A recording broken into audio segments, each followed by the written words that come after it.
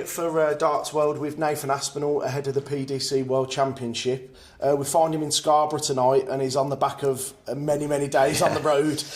Last night you were at the home of your devoted fans with the York Asps. How was that? Oh, unbelievable. You know, we've been trying to get an exhibition booked in for a couple of years, and the York Asps are a massive fan base, and yeah, it was everything I dreamt of last night. It was an amazing night, but it was like my 8th show on the bounce, and as you can probably tell now, I'm very, very tired, very drained. But we're here in Scarborough tonight.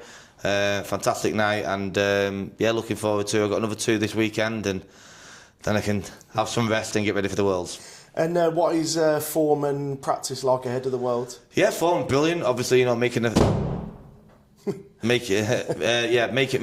final, the last major was obviously a massive boost going into the World Championship. And I'm not a big practicer. I hate practicing on my own at home, and that's why I booked a lot of shows in. You get to meet the fans, and you get to play on stage against the best players. You know, I played Littler a few times. I played Bunting a couple of times, Dolby, and yeah, it's great practice, and I'm playing well in these exhibitions. You know, I'm absolutely shattered, but you know, I'm keeping my arm going, and I think it's going to work well for me. And you're also coming off the back of a really good run at the Players' Championship finals. How pleasing was that to perform as well as you did, and to sort of serve it up to Luke in the final as well, and just fell short in the middle part there, didn't you? Yeah, obviously, you know, I didn't qualify for it 2 years ago, and I knew it was an opportunity to get some more ranking money on the rankings. And you know, I had a tough draw. You know, Danny Noppert has beat me loads of times this year, and that was a great game. And then Josh Rock in the quarterfinals, and you know, I felt confident, and I felt like I was going to go win the tournament, if I was deadly honest with you. And yeah, I struggled in the middle, like you said, then against Luke, but you know, I fought, dug deep, and I think if it went 9-all, I possibly could have nicked it, but it didn't happen. But yeah, like I say, it was another major final for me. Sick to death of runner-up trophies, but yeah, good tournament, back in the top 16, and yeah, good stead for next year. And you did say in another interview that rankings don't really bother you, but being in that top 16 now, how pleasing is that, getting back up, you know, on the upward trajectory?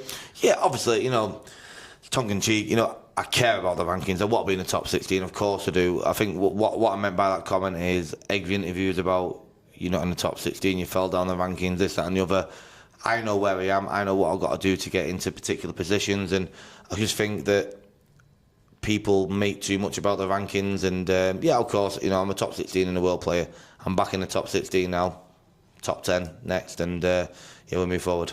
And looking ahead to the Worlds now, it's Lawrence Ilagan in the first round. He's proved a pretty tricky customer for a lot of players over the years. What's your thoughts on that one? And is it sort of a tricky one that you're expecting?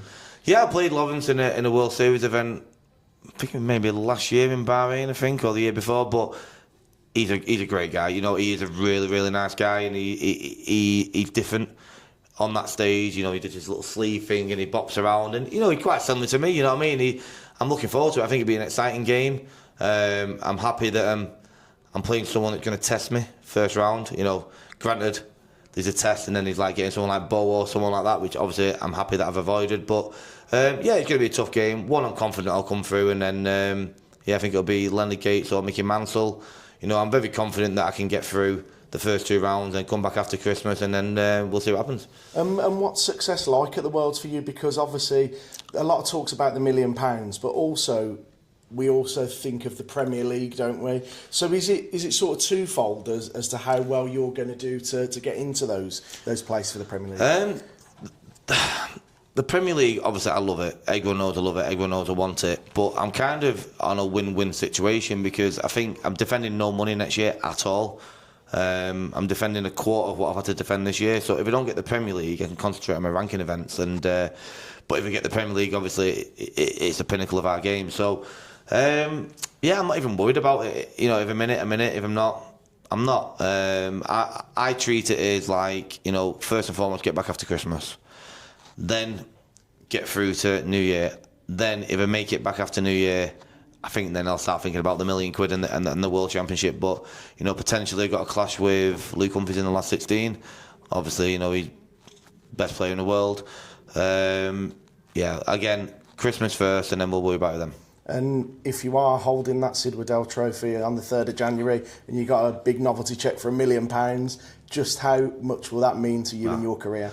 Yeah, you know, and a lot's been made about the £1 million, and you know, I don't want to be a muppet or anything, but the money probably won't change my life, if I'm deadly quite honest with you. But I think being the first guy to win that £1 million, because obviously everyone's talking about it, would change my life. You know, the sponsorship opportunities and the media interaction that I'd probably get from it would be a massive. But yeah, I've dreamt of it all my life. You know, I want to be a world champion. I don't care about being world number one or anything. I just want to be a world champion. And you know, I think this year probably the best opportunity I've had in my career. There's no reason why I can't lift up. Thanks a lot, Nathan. Cheers, mate.